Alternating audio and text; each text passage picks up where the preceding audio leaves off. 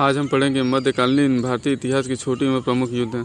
कोंडाड़ा किला संघर्ष 1647 से 1649 ईस्वी के बीच हुआ था। इसमें छत्रपति शिवाजी और आदिल शाही के बीच हुआ, जिसमें शिवाजी की विजय हुई। महत्व: मराठा साम्राज्य की नींव का एक मुख्य स्तंभ।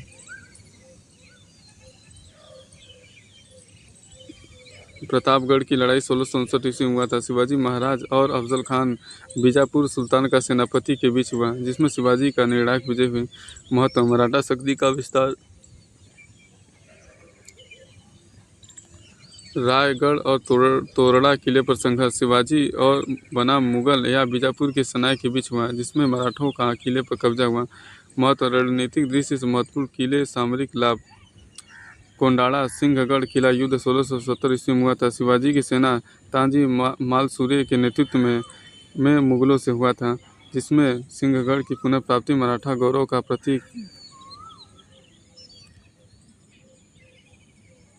कलिंजर का युद्ध 1545 ईस्वी में हुआ था। शेरशाह सूरी और बुंदेलखंड के राजा के बीच हुआ था, जिसमें शेरशाह सूरी की विजय हुई, लेकिन घायल होकर उसकी मृत्यु हो गई। दिल्ली सल्तनत पर गहरा असर पड़ा।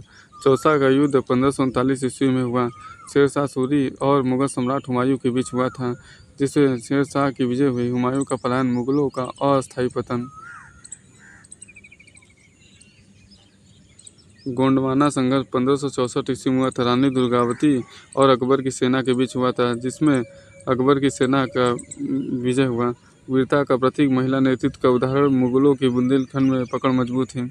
खानवा का युद्ध 1527 ईस्वी में हुआ था। बाबर और राणा सांगा के बीच हुआ, इसमें बाबर की विजय हुई। मुगल साम्राज्य की नींव मजबूत थी। राजपूत संघ की हार हुई।